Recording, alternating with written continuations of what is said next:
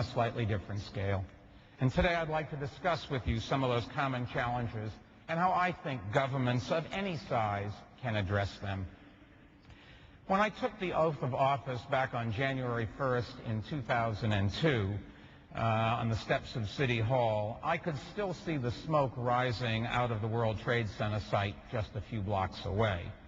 It was just 3 months after the attacks of 9/11, and in that time, New York City had lost 100,000 jobs. The city's economy had sunk into recession. Our city's unemployment rate was up to 8.2%, and we were facing a record $5 billion annual deficit in the city's budget. There was great uncertainty about the future, great concern that as bad as things were, the worst was yet to come. I'm happy to report that instead today unemployment has hit a record annual low, 4.9%. We've produced a record annual budget surplus of roughly $5 billion, and all three major rating agencies have given the city a AA rating, its highest ever in history. And at the same time, we've raised high school graduation rates by 20%, cut crime by more than 25%, and made the streets cleaner than they've been in more than 30 years. And because of this turnaround, thank you.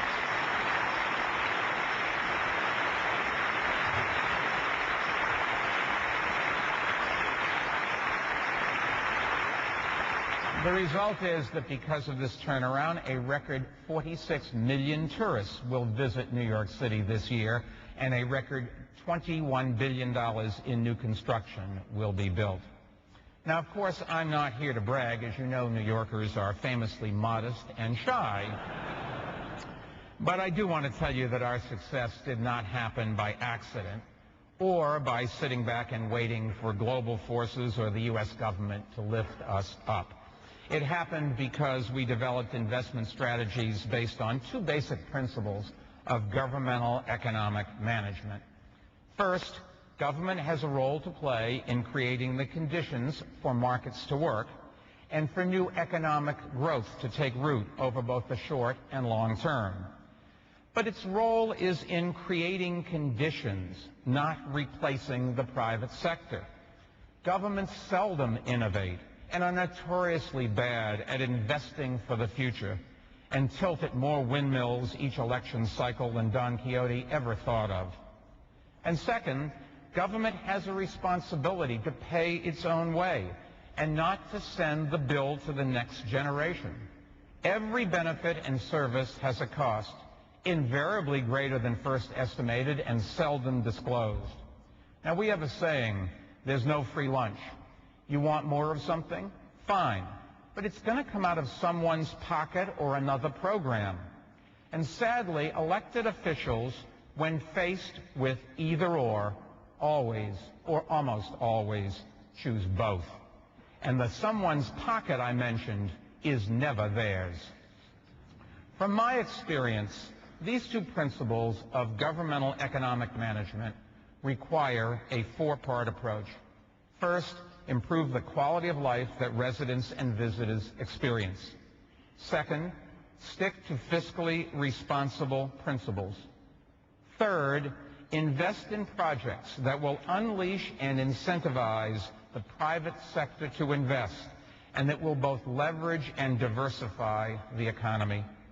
And fourth, provide strong leadership that is based on independent problem solving, not partisan politics, and is not afraid to tackle the toughest problems. And today I would like to take a few moments to address each of these ideas briefly, because I believe that the more governments around the world embrace this approach to economic management, the stronger their economies will be and the healthier our global marketplace will be. First, as to quality of life, it's the most fundamental variable that governments have. UK just don't have the ability to control, and it is a crucial element of economic success. New York and London remain global capitals, in large part because they offer things that no other cities offer. An incredible diversity of cuisine and culture, music and museums, parks and pubs, fashion and film, faiths and philosophies, anything and everything. We've got the most, and we've got the best of it. But we can't take these assets for granted, especially not when cities around the world are trying hard to offer the same options. For example, to stay ahead, in New York City, we've been expanding public parks and reclaiming waterfronts, and we've dramatically increased our investment in the arts and cultural institutions. At the same time, we've been working to find solutions to basic societal problems, especially traffic congestion, dirty streets, insufficient mass transit, and above all, crime and poverty. And I know you've been trying to do the same thing. I know that UK residents are alarmed about street crime and out-of-control young people. Boris mentioned it, and the press is full of it. Fighting crime is like battling disease. And in New York, we've found what works and what doesn't, we think. And wherever you live, the only question you should ask if you want low